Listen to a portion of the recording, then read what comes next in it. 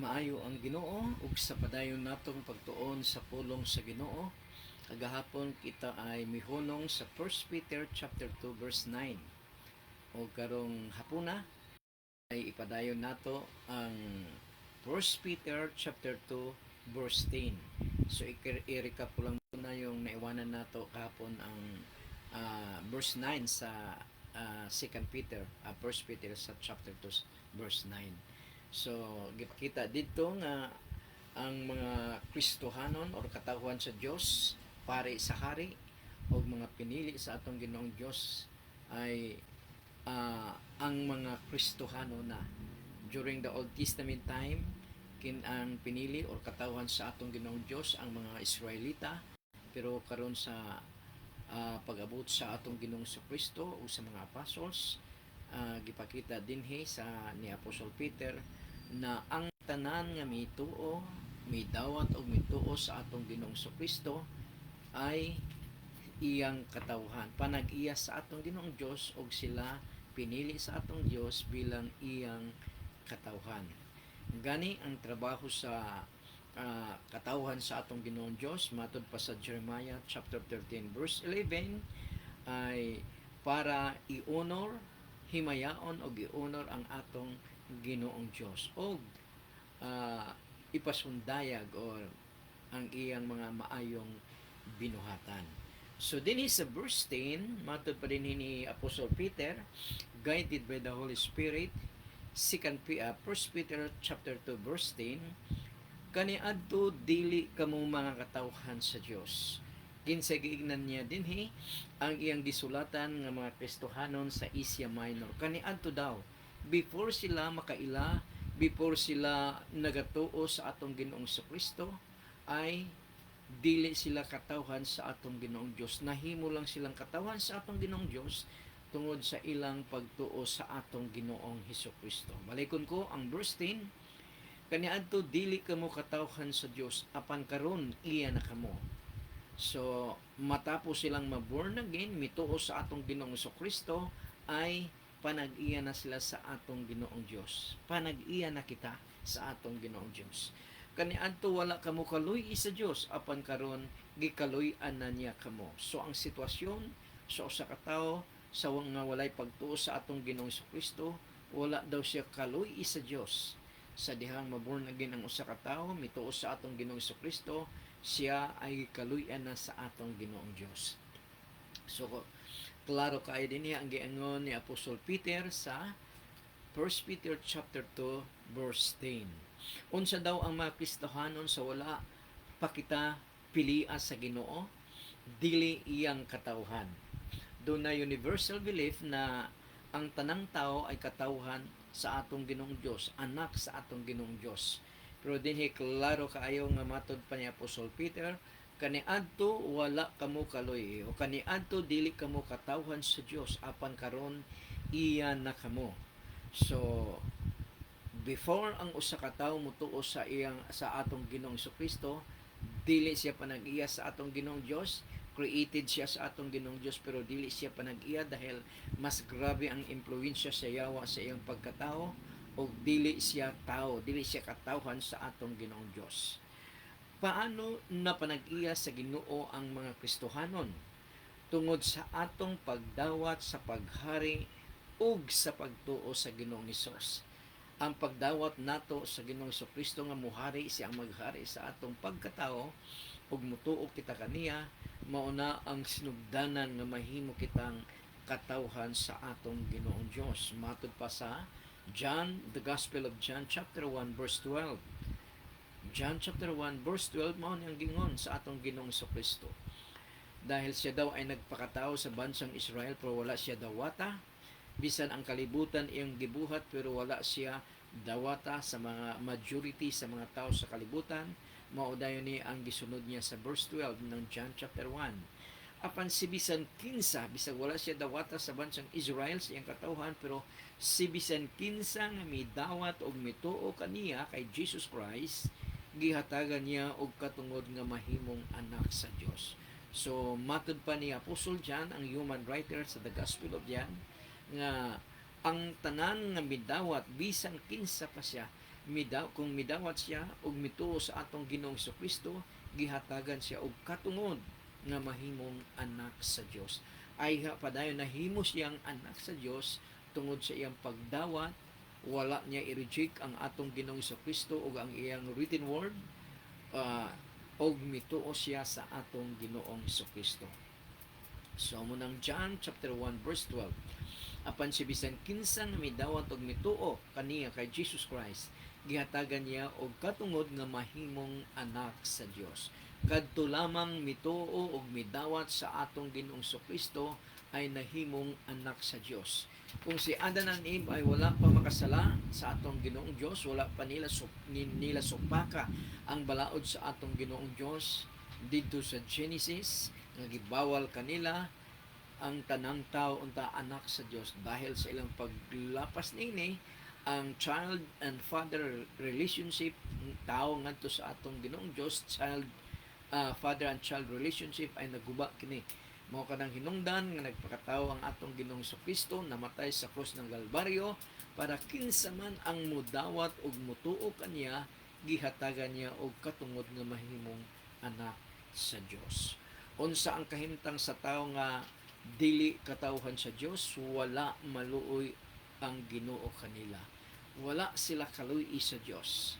Parang sila ay illegitimate, sila ay anak sa gawas or dili gid anak sa gawas, kanang anak sa silingan lang, nga ang mas priority sa atong Ginoong Dios ay kadtong iyang mga anak, mga tao nga midawat og mituo kaniya sa atong Ginoong Kristo. So matud pa dinhi sa verse 10, matud pa dinhi ni Apostol Peter, kaniadto wala kamo kaluy sa Dios.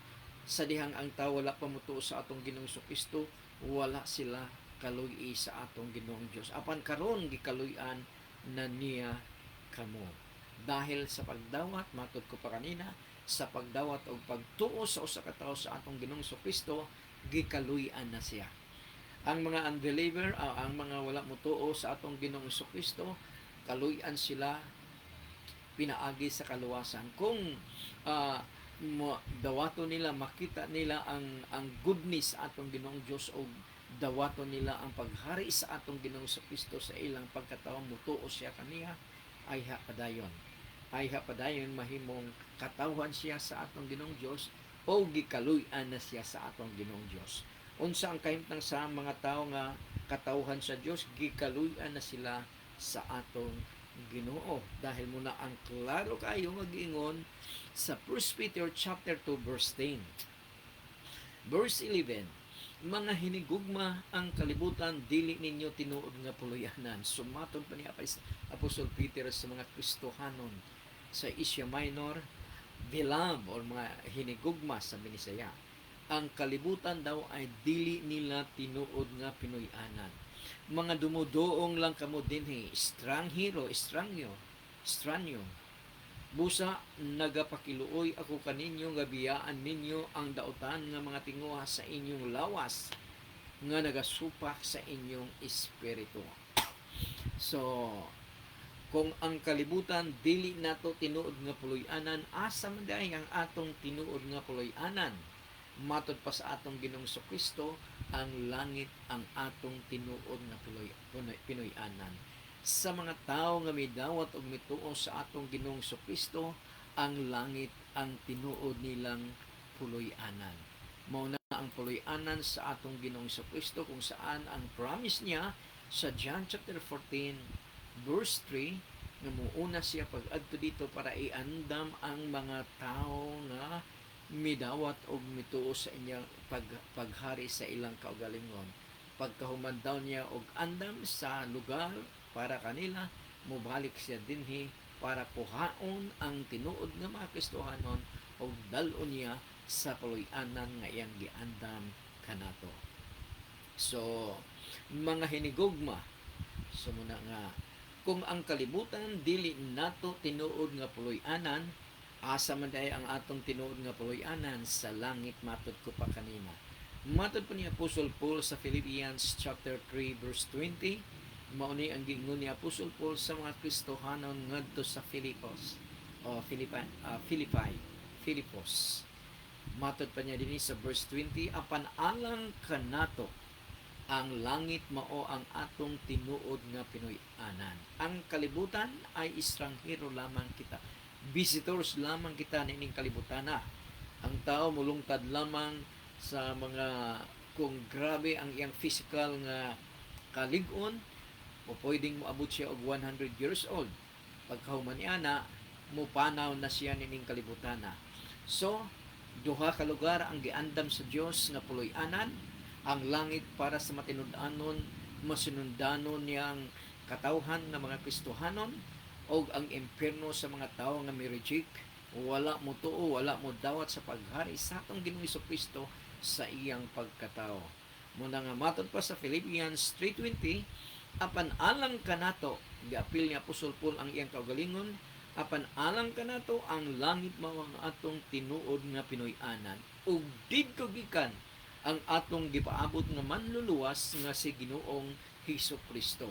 Gikan sa langit ayon sa pangako sa atong Ginoong Hesukristo, mukanaog siya sa kalibutan para kuhaon ang iyang mga katawhan nga matinud-anon kaniya ug dalon niya sa lugar nga puloy-anan sa iyang amhan ang langit. Unsa ang tawag kanato dinhi sa kalibutan? Strangers, visitors. Mga visitors lamang kita.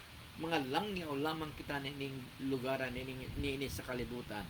Dahil ang atong tinuod nga puloy-anan ang langit matod pa sa atong Ginoong Dios through His written word. Tungod sa persecution nga gibuhat sa mga taong galit sa mga Kristohanon, mideklara dayon ang Ginoo through Apostol Peter nga mga estranghero lamang kita dinhi sa kalibutan. Isip mga estranghero dinhi sa kalibutan, unsa ang gisugo sa atong Ginoong Dios through Apostle Peter nga biyaan? Laro kayo sa verse 11, mga daotang tinguha sa atong lawas. Ang mga daotang desire sa atong lawas nga kontra, sukwahi, opposite sa kagustuhan sa atong Ginoong Hesukristo.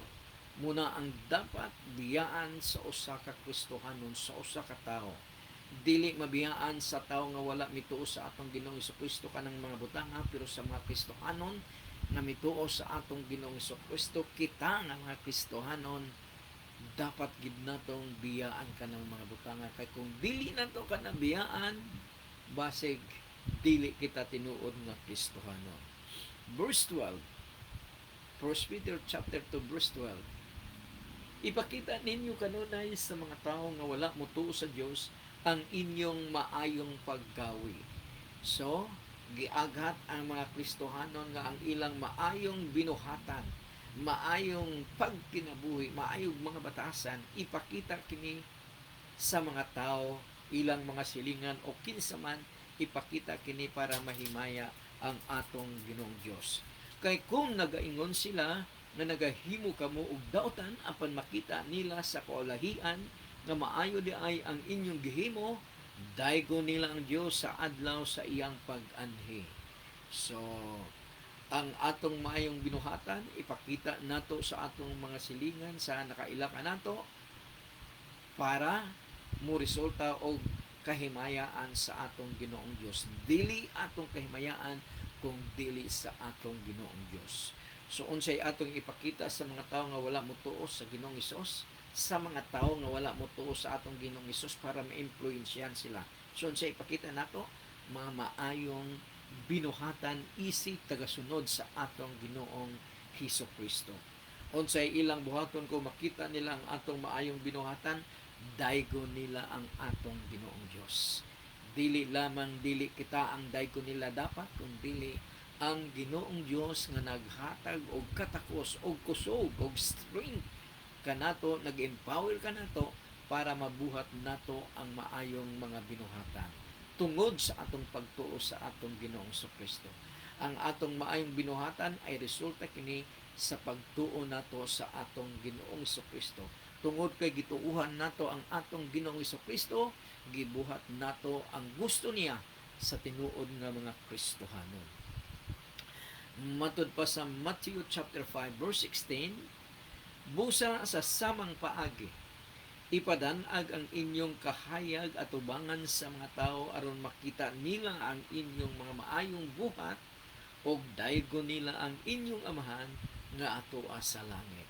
Ang main reason, ang motibo nga nung ipakita nato ang atong mga maayong binuhatan para dili kita sikat, kung dili para pasalamatan, himayaon or daygon nila ang atong Ginoong Dios. Muna nga tungod kay ang mga Kristohanon gikan man kining ngalan sa atong Ginoong Kristo, ang dapat daygon dili ang mga Kristohanon kung dili ang atong Ginoong Kristo. 1 Peter chapter 2 verses 13 to 14 matod pa dinhi, tungod sa Ginoo pagpasakop kamo sa tanang tao nga nangulo sa lungsod, mahimong sa hari nga mao ang may labaw nga gahom, o sa mga gobernador nga mao ang iyang gihatagan sa gahom nga mosilod sa mga naghimo og daotan ug mopasidungog sa mga naghimo og maayo. So kang kinsa kita magpasakop, kitang mga Kristohanon, kang kinsa kitang magpasakop sa tanang nangulo sa gobyerno, government officials nga dumala sa atong lugar. Halimbawa din sa bansang Pilipinas, ang mga government officials na ay bisag mga daghang mga kurakot ang naa sa government officials, pero kung kini ay tungod kay kini gisugo man sa atong Ginoong Dios, ay kinahanglan nga magpasakop kita.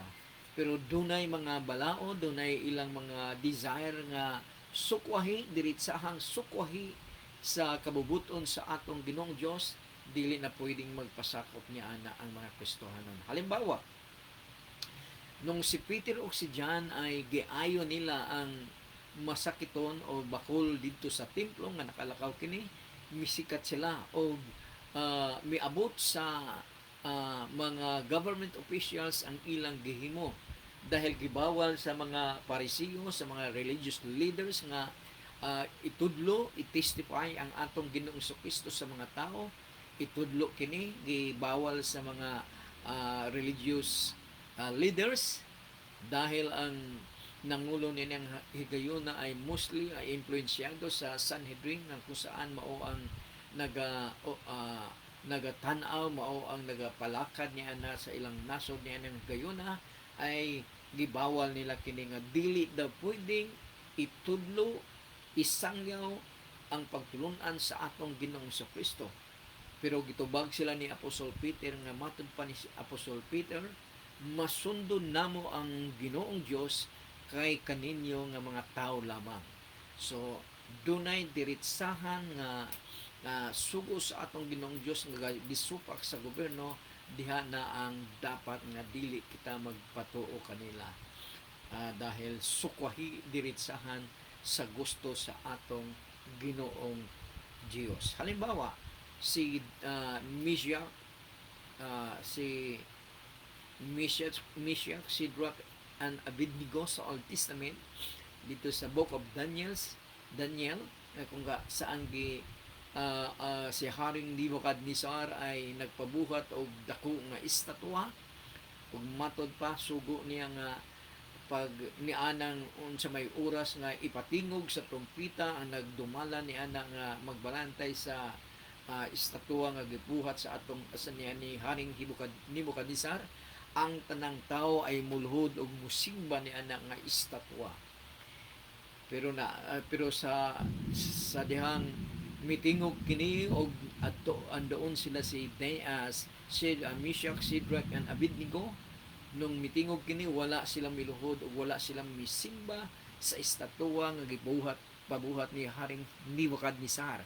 Ug tungod niini nasuko pag-ayo ang hari dahil wala sunda ang iyang balaod sa iyang nasod.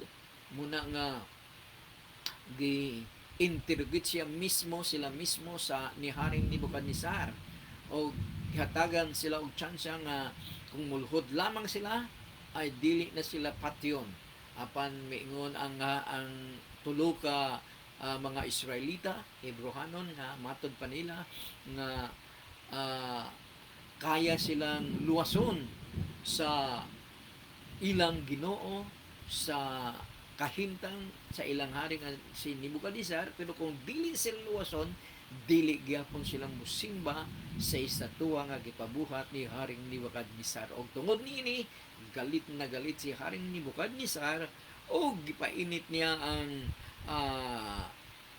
dunay bangag siguro nga dunay mga kalayo dito, gipainit niya og 7 times o gihulog niya si Meshach, si Shadrach o si Abednego. So tungod sa milagro sa Ginoo wala sila maunsa, pero ang atong tan-awon dinhi kung diritsahan na nga sugo nga opposite sa sugo sa atong Ginoong Dios, ang mas sundon sa usa ka tawo ang atong Ginoong Dios gayon.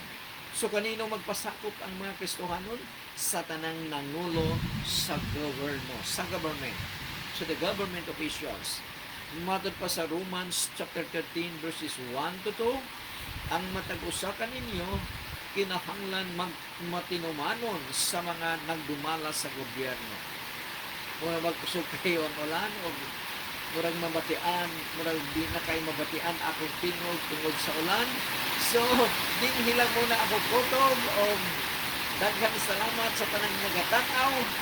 Sa sunod ng mga higayon, ipadayon nato ang 1 Peter chapter 2 verses 13 to 14, dahil din hilang una kita muhunaw dahil kusog kayo ang ulan sa among lugar din Zabara. Kung daghang kayong salamat sa nagatanaw, ang Ginoo manalangin kanatong kanan. And the Lord bless you and keep you. The Lord make His face shine upon you and be gracious to you. The Lord lift up His countenance upon you and give you peace. O ang tanang mga nasa Diyos magaingog. Amen, amen, and amen. Kusog kayong ulan din sa among lugar sa Baraupol, Misamis Oriental o Cagayan de Oro City. Bye-bye!